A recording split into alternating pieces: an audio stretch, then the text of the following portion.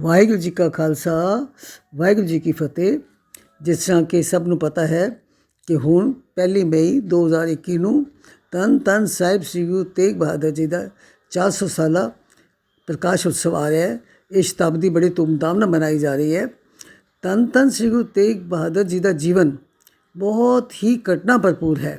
ਸੋ ਅਸੀਂ ਇਹ ਵਿਚਾਰ ਕੀਤੀ ਹੈ ਕਿ ਹੁਣ ਸ਼ਤਾਬਦੀ ਆਉਣ ਤੱਕ ਉਹਨਾਂ ਦੇ ਜੀਵਨ ਵਿੱਚੋਂ ਅਵਤਾਰ ਧਾਰਨ ਤੋਂ ਲੈ ਕੇ ਅਤੇ ਅੰਤਮ ਸੰਸਕਾਰ ਤੱਕ ਦਾ ਸਫ਼ਰ, ਉਸ ਦੇ ਵਿੱਚੋਂ ਕੁਝ ਚੋੜਵੀਆਂ ਸਾਖੀਆਂ ਜਿਹੜੀਆਂ ਉਹ ਆਪ ਜੀ ਨਾਲ ਉਸ ਦੀ ਜਾਣਕਾਰੀ ਦਿੱਤੀ ਜਾਏ।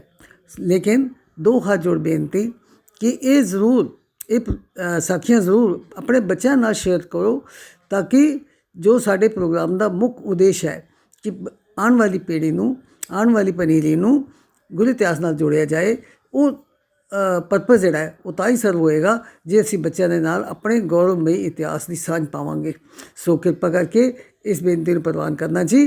ਵਾਹਿਗੁਰੂ ਜੀ ਕਾ ਖਾਲਸਾ ਵਾਹਿਗੁਰੂ ਜੀ ਕੀ ਫਤਿਹ। ਅੱਜ ਸਭ ਤੋਂ ਪਹਿਲੇ ਆਓ ਸਾਰੀਆਂ ਭੈਣਾਂ ਰਲ ਕੇ ਇਹ ਦੋ ਤੁਕਾਂ ਦਾ ਕੀਰਤਨ ਕਰੀਏ ਜੀ।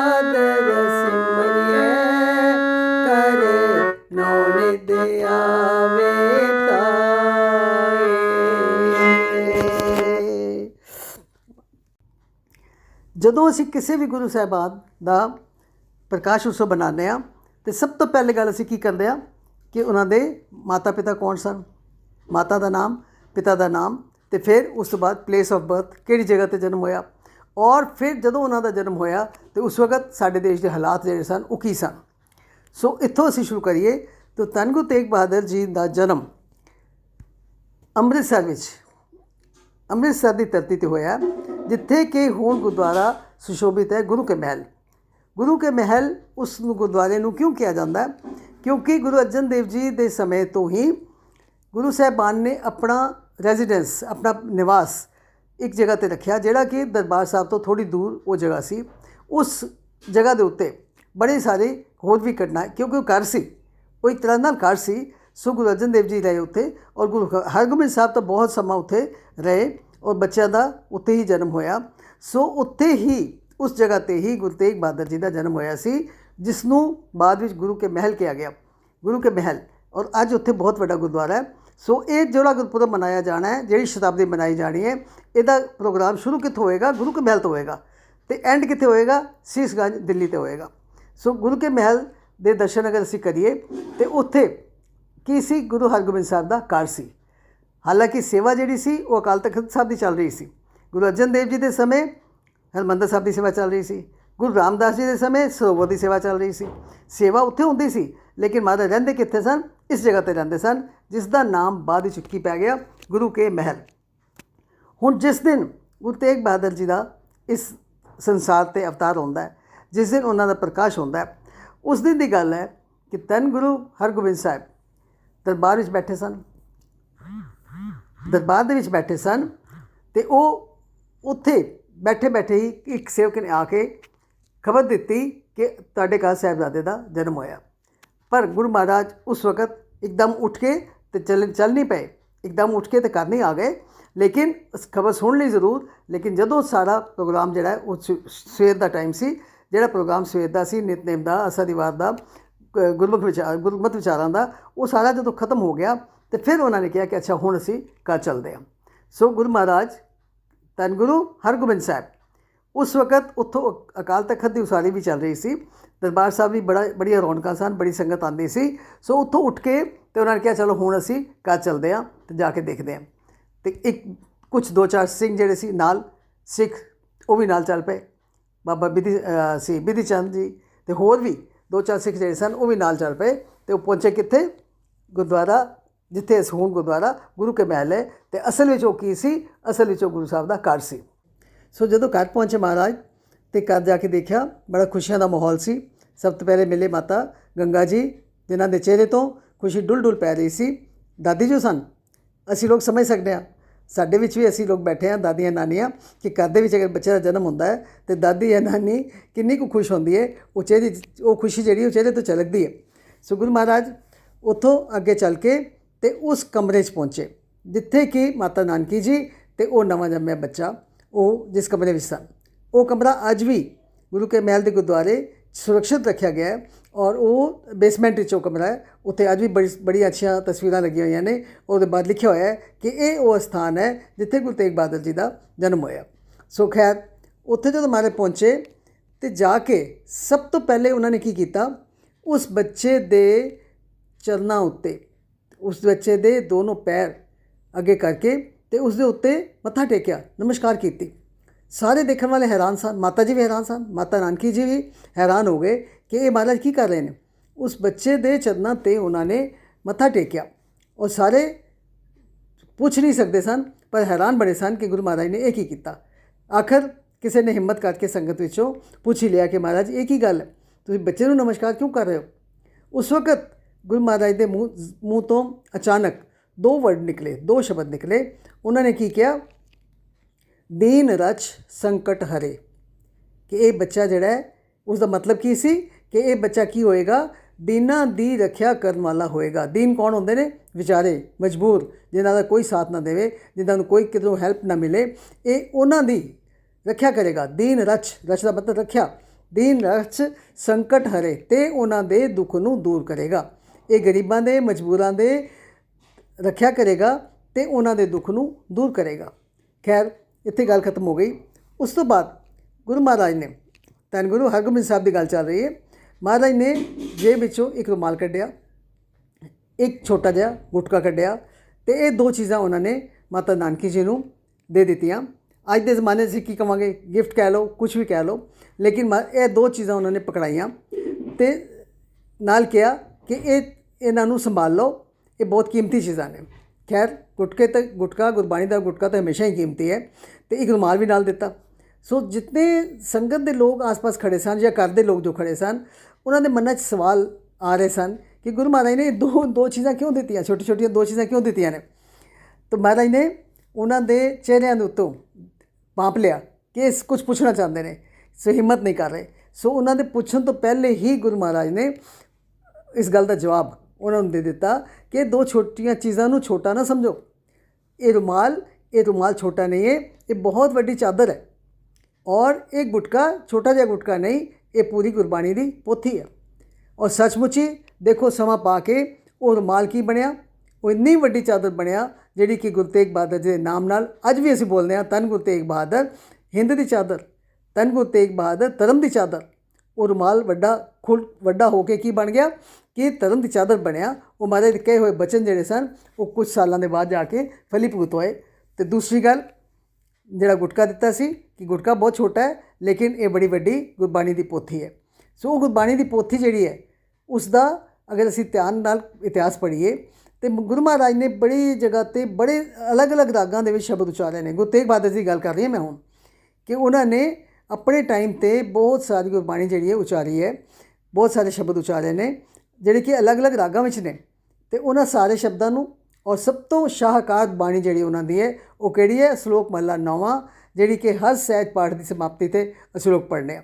ਔਰ ਬਹੁਤ ਸਾਰੇ ਤਕਰੀਬਨ ਕਈ ਸਾਲਾਂ ਤੋਂ ਅਸੀਂ ਪੜ੍ਹ ਰਹੇ ਹਾਂ, ਸਾਰੀਆਂ ਭੈਣਾਂ ਨੂੰ ਤਕਰੀਬਨ ਜ਼ਬਾਨੀ ਵੀ ਯਾਦ ਹੋ ਗਏ ਨੇ। ਸੋ ਉਹ ਬਾਣੀ ਉਹਨਾਂ ਦੀ ਇਕੱਠੀ ਕਰੀਏ, ਸ਼ਲੋਕ ਮਹਲਾ 9ਵਾਂ, ਜਿਹਦੇ ਕਿ ਕੁੱਲ 57 ਸ਼ਲੋਕ ਨੇ। ਸ਼ਲੋਕ ਮਹਲੇ 9ਵੇਂ ਵਿੱਚ 57 ਸ਼ਲੋਕ ਨੇ। ਅਤੇ ਉਸ ਤੋਂ ਇਲਾਵਾ ਉਹਨਾਂ ਦੇ 59 ਸ਼ਬਦ, ਗੁਰੂ ਤੇਗ ਬਹਾਦਰ ਜੀ ਦੇ 59 ਸ਼ਬਦ ਅਲੱਗ-ਅਲੱਗ ਰਾਗਾਂ ਵਿੱਚ ਧੰਨ ਗੁਰੂ ਗ੍ਰੰਥ ਸਾਹਿਬ ਦੇ ਵਿੱਚ ਸੁਸ਼ੋਭਿਤ ਨੇ। ਸੋ ਉਹ 59 ਸ਼ਬਦ ਔਰ 57 ਸ਼ਲੋਕ, ਉਹਨਾਂ ਨੂੰ ਜੇ ਅਸੀਂ ਮਿਲਾਈਏ ਤਾਂ ਵਾਕਈ ਇੱਕ ਛੋਟਾ ਗੁਟਕਾ ਨਹੀਂ ਬਲਕਿ ਇੱਕ ਪੋਥੀ ਬਣ ਜਾਂਦੀ ਹੈ। ਸੋ ਗੁਰੂ ਮਹਾਰਾਜ ਨੇ ਉਹ ਗੁਟਕਾ ਔਰ ਰੁਮਾਲ ਜੋ ਦਿੱਤਾ ਸੀ ਉਹ ਸਿੰਬੋਲਿਕ ਸੀ ਕਿ ਇਸ ਦਾ ਬਾਅਦ ਵਿੱਚ ਜਾ ਕੇ ਸਮਾਂ ਪਾ ਕੇ ਇਹ ਰੁਮਾਲ ਬਣੇਗਾ ਚਾਦਰ ਔਰ ਇਹ ਗੁਟਕਾ ਬਣੇਗਾ ਬਾਣੀ ਦੀ ਪੋਥੀ, ਔਰ ਉਹੀ ਕੁਛ ਹੋਇਆ। ਸੋ ਉਹਨਾਂ ਦੀ ਬਾਣੀ ਜਿਹੜੀ ਹੈ ਉਹ ਜਦੋਂ ਵੀ ਅਸੀਂ ਪੜ੍ਹਦੇ ਹਾਂ, ਉਹਨਾਂ ਦੀ ਬਾਣੀ ਦਾ ਇੱਕ ਥੰਬ ਰੂਲ, ਇੱਕ ਬੇਸਿਕ ਚੀਜ਼ ਕੀ ਹੈ? ਬਾਣੀ ਵੈਰਾਗਮਈ ਹੈ। ਧੰਨ ਗੁਰੂ ਤੇਗ ਬਹਾਦਰ ਜੀ ਦੀ ਬਾਣੀ ਵੈਰਾਗਮਈ। ਵੈਰਾਗਮਈ ਦਾ ਮਤਲਬ ਕਿ ਦੁਨੀਆ ਤੋਂ ਵਿਰਕਤ, ਦੁਨੀਆ ਤੋਂ ਵਿਰਕਤ। ਔਰ ਉਹਨਾਂ ਦੀ ਬਾਣੀ ਵਿੱਚੋਂ ਹਮੇਸ਼ਾ ਸਾਨੂੰ 2 ਸੰਦੇਸ਼ ਮਿਲਦੇ ਨੇ। 2 ਸੰਦੇਸ਼ ਹਰ ਸ਼ਬਦ ਵਿੱਚੋਂ, ਕੋਈ ਵੀ ਸ਼ਬਦ ਲੈ ਲਓ ਉਹਦੇ 'ਚੋਂ 2 ਸੰਦੇਸ਼ ਸਾਨੂੰ ਮਿਲਦੇ ਨੇ। ਪਹਿਲਾ ਸੰਦੇਸ਼ ਕਿ ਮੌਤ ਇੱਕ ਅਟਲ ਸੱਚਾਈ ਹੈ। ਮੌਤ ਇੱਕ ਅਟਲ ਸੱਚਾਈ ਹੈ। ਦੁਨੀਆ 'ਤੇ ਜਿਹੜਾ ਵੀ ਜੀਵ ਜੰਤੂ, ਪਸ਼ੂ ਪੰਛੀ, ਕੀੜਾ ਮਕੌੜਾ, ਇਨਸਾਨ, ਔਰਤ ਮਰਦ, ਜਿਹੜਾ ਵੀ ਦੁਨੀਆ 'ਤੇ ਆਇਆ ਉਹਨੇ ਇੱਕ ਦਿਨ ਜਾਣਾ। ਇਹ ਕਦੇ ਨਹੀਂ ਹੋ ਸਕਦਾ ਕਿ ਜਨਮ ਹੋਵੇ ਅਤੇ ਮੌਤ ਨਾ ਹੋਵੇ, ਇਹ ਪੋਸੀਬਲ ਹੀ ਨਹੀਂ। ਇਸ ਵਾਸਤੇ ਮੌਤ ਨੂੰ ਕੀ ਕਿਹਾ ਉਹਨਾਂ ਨੇ? ਮੌਤ ਇੱਕ ਅਟਲ ਸੱਚਾਈ ਹੈ ਜਿਹੜੀ ਹਰ ਇੱਕ 'ਤੇ ਆਉਣੀ ਹੈ। ਔਰ ਅਸੀਂ ਦੇਖਦੇ ਹਾਂ, ਸਿਰਫ ਮਨੁੱਖਾਂ ਦੀ ਗੱਲ ਛੱਡ ਦਿਓ ਅਤੇ ਬਾਕੀ ਜਗ੍ਹਾ ਵੀ, ਬਾਕੀ ਕੀੜੇ ਮਕੌੜੇ, ਜੀਵ ਜੰਤੂ, ਜਿੰਨੇ ਵੀ ਦੁਨੀਆ 'ਤੇ ਜੀਵ, ਜਿਹਦੇ ਵਿੱਚ ਜੀਵਨ ਹੈ। ਜੀਵ ਕੌਣ ਹੁੰਦਾ? ਜਿਹਦੇ ਵਿੱਚ ਜੀਵਨ ਹੈ। ਸੋ ਉਹ ਜਿਤਨੇ ਵੀ ਜੀਵ ਜਿਹਦੇ ਵਿੱਚ ਜੀਵਨ ਹੈ, ਈਵਨ ਕੀੜੇ ਮਕੌੜਿਆਂ ਨੂੰ ਛੱਡ ਦਿਓ, ਬਨਸਪਤੀ ਦੇ ਵਿੱਚ ਵੀ ਜੀਵਨ ਹੈ। ਪੱਤਾ, ਇੱਕ ਪੱਤਾ ਅਗਰ ਪੇੜ ਦੇ ਨਾਲ ਲੱਗਿਆ ਉਸ ਦੇ ਵਿੱਚ ਵੀ ਜੀਵਨ ਹੈ। ਅਗਰ ਜੀਵਨ ਨਾ ਹੋਏ ਤਾਂ ਉਹ ਗਰੋ ਕਿਵੇਂ ਕਰੇ? ਇੱਕ ਛੋਟਾ ਜਿਹਾ ਬੀਜ ਹੈ, ਉਹਨੂੰ ਧਰਤੀ 'ਚ ਪਾਈਦਾ, ਉਹਦੀ ਗਰੋਥ ਹੁੰਦੀ ਹੈ, ਉਹ ਪੇੜ, ਉਸ ਤੋਂ ਬਾਅਦ ਉਹ ਪੌਦਾ ਬਣਦਾ, ਫਿਰ ਪੇੜ ਬਣਦਾ, ਫਿਰ ਫੁੱਲ ਲੱਗਦੇ ਨੇ, ਫਲ ਲੱਗਦੇ ਨੇ। ਇਸ ਦਾ ਮਤਲਬ ਉਹਦੇ ਵਿੱਚ ਜੀਵਨ ਹੈ। ਲੇਕਿਨ ਜੀਵਨ ਜਿਹੜਾ ਹੈ ਉਹ ਮਹਾਰਾਜ ਨੇ ਹਰ ਸ਼ਬਦ ਹੀ ਸਾਨੂੰ ਇਹ ਦੱਸਿਆ ਕਿ ਮੌਤ ਇੱਕ ਅਟਲ ਸੱਚਾਈ ਹੈ। ਜਿਸ ਦਾ ਜਨਮ ਹੋਇਆ ਉਸਨੇ ਆਖਰ ਇੱਕ ਦਿਨ ਇਸ ਸੰਸਾਰ ਤੋਂ ਚਲੇ ਜਾਣਾ ਹੈ। ਚਾਹੇ ਉਹ ਇਨਸਾਨ ਹੈ, ਚਾਹੇ ਉਹ ਕੀੜਾ, ਚਾਹੇ ਮਕੌੜਾ, ਅਤੇ ਚਾਹੇ ਉਹ ਇੱਕ ਪੱਤਾ ਹੈ। ਪੇੜ ਦੇ ਨਾਲ ਇੱਕ ਪੱਤਾ ਵੀ ਜਿਹੜਾ ਲੱਗਿਆ ਉਹ ਪਹਿਲੇ ਛੋਟਾ ਹੁੰਦਾ, ਫਿਰ ਵੱਡਾ ਹੁੰਦਾ, ਫਿਰ ਸਮਾਂ ਪਾ ਕੇ ਉਹ ਪੀਲਾ ਹੁੰਦਾ, ਔਰ ਪੀਲਾ ਹੋ ਕੇ ਉਹ ਜ਼ਮੀਨ 'ਤੇ ਗਿਰ ਜਾਂਦਾ ਹੈ, ਕਿਉਂਕਿ ਉਸਦਾ ਸਮਾਂ ਸਮਾਪਤ ਹੋ ਗਿਆ। ਹਰ ਚੀਜ਼ ਦਾ ਸਮਾਂ ਉੱਤੋਂ ਲਿਖ ਕੇ ਆਉਂਦਾ ਅਕਾਲ ਪੁਰਖ ਵੱਲੋਂ, ਔਰ ਉਹ ਫਿਰ ਇੱਕ ਟਾਈਮ ਦੇ ਉੱਤੇ ਉਹ ਸਮਾਂ ਜਦੋਂ ਖਤਮ ਹੋ ਜਾਂਦਾ ਅਤੇ ਉਹ ਚੀਜ਼ ਜਿਹੜੀ ਹੈ ਉਹ ਖਤਮ ਹੋ ਜਾਂਦੀ ਹੈ। ਉਹ ਪੱਤਾ ਜਿਹੜਾ ਪੇੜ ਤੋਂ ਨੀਚੇ ਗਿਰਿਆ, ਪੀਲੇ ਰੰਗ ਦਾ ਹੋ ਗਿਆ। ਹੁਣ ਦੁਨੀਆ ਦੀ ਕੋਈ ਵੀ ਤਾਕਤ, ਦੁਨੀਆ ਦੀ ਕੋਈ ਸਾਇੰਸ, ਦੁਨੀਆ ਦਾ ਕੋਈ ਡਾਕਟਰ ਉਸ ਪੱਤੇ ਨੂੰ ਵਾਪਸ ਪੇੜ ਦੇ ਨਾਲ ਜੋੜ ਨਹੀਂ ਸਕਦਾ। ਦੁਨੀਆ ਦਾ ਕੋਈ ਤੁਸੀਂ ਗਮ ਲੈ ਲਓ, ਕੋਈ ਐਡਹੈਸਿਵ ਲੈ ਲਓ, ਸੂਈ ਧਾਗਾ ਲੈ ਕੇ ਸੀਨ ਦੀ ਕੋਸ਼ਿਸ਼ ਕਰੋ, ਕੋਈ ਚਿਪਕਾਉਣ ਦੀ ਕੋਸ਼ਿਸ਼ ਕਰੋ, ਕਦੀ ਵੀ ਉਹ ਪੀਲਾ ਪੱਤਾ ਵਾਪਸ ਪੇੜ ਨਾਲ ਨਹੀਂ ਚਿਪਕ ਸਕਦਾ। ਔਰ ਜੇ ਚਿਪਕਾ ਵੀ ਦਿੱਤਾ ਜਾਏ ਤਾਂ ਉਹਦੇ ਵਿੱਚ ਜੀਵਨ ਨਹੀਂ ਆ ਸਕਦਾ, ਮੁੜ ਕੇ ਉਹ ਹਰਾ ਕਦੀ ਨਹੀਂ ਹੋ ਸਕਦਾ। ਸੋ ਇਹ ਚੀਜ਼ ਮਹਾਰਾਜ ਨੇ ਸਾਨੂੰ ਸਮਝਾਈ ਕਿ ਦੁਨੀਆ 'ਤੇ ਜਿਹੜਾ ਆਇਆ ਉਸਨੇ ਇੱਕ ਦਿਨ ਜਾਣਾ ਹੈ। ਇੱਕ ਅਸੂਲ ਤੇ ਗੁਰੂ ਤੇਗ ਬਹਾਦਰ ਜੀ ਦੀ ਬਾਣੀ 'ਚੋਂ ਸਾਨੂੰ ਇਹ ਮਿਲਦਾ ਹੈ। ਦੂਸਰਾ ਜੋ ਸੰਦੇਸ਼ ਮਿਲਦਾ ਹੈ ਉਹ ਬਹੁਤ ਵੱਡਾ ਸੰਦੇਸ਼ ਕੀ ਹੈ ਕਿ ਜਿਹੜਾ ਦੁਨੀਆ 'ਤੇ ਆਇਆ ਉਹ ਜਾਏਗਾ ਜ਼ਰੂਰ, ਲੇਕਿਨ ਉਹ ਨਾਲ ਕੁਝ ਨਹੀਂ ਲੈ ਕੇ ਜਾਏਗਾ। ਜੋ ਕੁਝ ਆਪਣੇ ਜੀਵਨ ਕਾਲ ਵਿੱਚ ਉਸਨੇ ਇੱਥੇ ਬਣਾਇਆ, ਜੋ ਕੁਝ ਮਾਇਆ ਇਕੱਠੀ ਕੀਤੀ, ਜੋ ਸਮਾਨ ਬਣਾਇਆ, ਜੋ ਮਕਾਨ ਬਣਾਏ, ਜੋ ਪਰਿਵਾਰ ਬਣਾਇਆ, ਸਾਰਾ ਕੁਝ ਇੱਥੇ ਹੀ ਰਹਿ ਜਾਏਗਾ। ਉਹ ਅੱਗੇ ਨਾਲ ਕੁਝ ਨਹੀਂ ਜਾਏਗਾ। ਅੱਗੇ ਨਾਲ ਕੀ ਜਾਏਗਾ? ਸਿਰਫ ਉਸਦੇ ਕਰਮ, ਸਿਰਫ ਅੱਛੇ ਕਰਮ ਉਸਦੇ ਨਾਲ ਜਾਣਗੇ। ਉਸਦੇ ਜੀਵਨ ਦੇ ਵਿੱਚ ਕੀਤਾ ਹੋਇਆ ਸੇਵਾ, ਸਿਮਰਨ, ਪਰਉਪਕਾਰ ਔਰ ਅੱਛੇ ਕਰਮ, ਇਹ ਸਿਰਫ ਨਾਲ ਜਾਣਗੇ। ਬਾਕੀ ਦੁਨਿਆਵੀ ਕੋਈ ਵੀ ਚੀਜ਼ ਨਾਲ ਨਹੀਂ ਜਾ ਸਕਦੀ। ਸੋ ਇਨ ਸ਼ਾਰਟ ਅਗਰ ਅਸੀਂ ਗੱਲ ਕਰੀਏ ਤਾਂ ਉਹਨਾਂ ਦੀ ਸਾਰੀ ਬਾਣੀ ਦਾ ਤੱਤ ਸਾਰ ਇਹ 2 ਸਿਧਾਂਤ ਨੇ। ਇੱਕ ਪਹਿਲਾ ਸਿਧਾਂਤ ਕਿ ਮੌਤ ਅਟਲ ਸੱਚਾਈ ਹੈ, ਔਰ ਦੂਸਰਾ ਸਿਧਾਂਤ ਕੀ ਹੈ ਕਿ ਮੌਤ ਆਣੀ ਹੈ ਔਰ ਨਾਲ ਕੁਝ ਨਹੀਂ ਜਾਏਗਾ, ਸਭ ਕੁਝ ਇੱਥੇ ਦਾ ਇੱਥੇ ਰਹਿ ਜਾਏਗਾ। ਸੋ ਉਹਨਾਂ ਦੀ ਬਾਣੀ ਜਦੋਂ ਪੜ੍ਹਦੇ ਹਾਂ, ਉਹ ਇਤਨੀ ਸਰਲ ਬਾਣੀ ਹੈ, ਜ਼ਿਆਦਾ ਔਖੇ ਸ਼ਬਦ ਉਹਦੇ ਸਾਨੂੰ ਨਹੀਂ ਮਿਲਦੇ। ਹੁਣ ਸ਼ਲੋਕ ਮਹਲਾ 9ਵਾਂ ਵੀ ਅਸੀਂ ਪੜ੍ਹਦੇ ਹਾਂ ਅਤੇ ਉਹਦੇ ਵਿੱਚ ਸਾਨੂੰ ਕੋਈ ਜ਼ਿਆਦਾ ਔਖੇ ਸ਼ਬਦ ਨਹੀਂ ਮਿਲਦੇ। ਅਸੀਂ ਸਭ ਨੂੰ ਯਾਦ ਹੋਏਗਾ ਕਿ ਸ਼ਲੋਕ ਮਹਲਾ 9ਵਾਂ ਦੀ ਕਥਾ ਵੀ ਕੀਤੀ ਸੀ, ਕਈ ਮਹੀਨੇ ਲਗਾ ਕੇ 2-2 ਸ਼ਲੋਕ ਅਸੀਂ ਹਰ ਵਾਰੀ ਵਿਚਾਰਦੇ ਸੀ। ਸੋ ਉਹਦੇ 'ਚ ਅੱਖਰ ਸ਼ਬਦ ਬਹੁਤੇ ਔਖੇ ਨਹੀਂ, ਲੇਕਿਨ ਵਿਚਾਰ ਬੜੇ ਡੂੰਘੇ ਨੇ, ਵਿਚਾਰ ਬਹੁਤ ਡੂੰਘੇ, ਲੇਕਿਨ ਉਹਨਾਂ ਨੇ ਬੜੇ ਸਰਲ ਸ਼ਬਦਾਂ ਵਿੱਚ ਜਿਹੜੇ ਪ੍ਰਗਟ ਕਰ ਦਿੱਤੇ। ਉਹ ਸਾਡੇ ਵਾਸਤੇ ਕਿੰਨੀ ਅੱਛੀ ਉਹ ਗੁਰਬਾਣੀ ਛੱਡ ਗਏ ਨੇ, ਕਿੰਨੇ ਸੰਦੇਸ਼ ਉਹਦੇ 'ਚ ਦੇ ਗਏ ਨੇ। ਇੱਕ ਇੱਕ ਸ਼ਲੋਕ ਨੂੰ ਪੜ੍ਹੋ, ਇੱਕ ਇੱਕ ਸ਼ਬਦ ਨੂੰ ਪੜ੍ਹੋ, ਇਨਸਾਨ ਦੀਆਂ ਅੱਖਾਂ ਖੁੱਲ੍ਹੀਆਂ ਹੀ ਰਹਿ ਜਾਂਦੀਆਂ ਕਿ ਮਹਾਰਾਜ ਦਾ ਗਿਆਨ, ਇੰਨਾ ਗਿਆਨ ਕਿੱਥੋਂ ਸੀ। ਸੋ ਖੈਰ ਅੱਜ ਦੀ ਗੱਲ ਜਿਹੜੀ ਹੈ ਮੈਂ ਇੱਥੇ ਹੀ ਸੰਕੋਚ ਦਿਆਂਗੀ ਸਿਰਫ ਜਨਮ 'ਤੇ ਕਿ ਗੁਰੂ ਤੇਗ ਬਹਾਦਰ ਜੀ ਨੂੰ ਉਹਨਾਂ ਦੇ ਪਿਤਾ ਗੁਰੂ ਹਰਗੋਬਿੰਦ ਸਾਹਿਬ ਕਿਸ ਤਰ੍ਹਾਂ ਮਿਲੇ ਔਰ ਉਸ ਵਕਤ ਜਨਮ ਸਮੇਂ ਦਾ ਕੀ ਇੱਕ ਸੀਨ ਸੀ ਔਰ ਉਹ ਕਿਹੜੀ ਜਗ੍ਹਾ ਸੀ, ਇੰਨੀ ਗੱਲ ਅਸੀਂ ਅੱਜ ਕੀਤੀ ਹੈ। ਲੇਕਿਨ ਇਸ ਤੋਂ ਅੱਗੇ ਉਹਨਾਂ ਦੇ ਬਚਪਨ ਦੀਆਂ ਕਥਾਵਾਂ, ਉਹਨਾਂ ਦੇ ਬਚਪਨ ਦੇ ਚੋਜ, ਉਹ ਅਸੀਂ ਅਗਲੇ ਮੈਸੇਜ ਵਿੱਚ ਅਗਲੇ ਹਫਤੇ ਉਹ ਸਾਂਝੀ ਤੁਹਾਡੇ ਨਾਲ ਕਰਾਂਗੇ। ਸੋ ਅੱਜ ਦਾ ਪ੍ਰੋਗਰਾਮ ਜਿਹੜਾ ਮੈਨੂੰ ਲੱਗਦਾ ਇੱਥੇ ਹੀ ਸਮਾਪਤ ਕਰਨਾ ਪਏਗਾ, ਸਮਾਂ ਕਾਫੀ ਹੋ ਗਿਆ। ਸੋ ਮੇਰੀਆਂ ਭੁੱਲਾਂ ਗਲਤੀਆਂ ਖਿਮਾ ਕਰ ਦੇਣੀਆਂ ਜੀ। ਗੁਰੂ ਮਹਾਰਾਜ ਦੇ ਸੰਦੇਸ਼, ਗੁਰੂ ਮਹਾਰਾਜ ਦੇ ਉਪਦੇਸ਼ ਹਿਰਦੇ 'ਚ ਵਸਾ ਲਓ। ਵਾਹਿਗੁਰੂ ਜੀ ਕਾ ਖਾਲਸਾ, ਵਾਹਿਗੁਰੂ ਜੀ ਕੀ ਫਤਿਹ।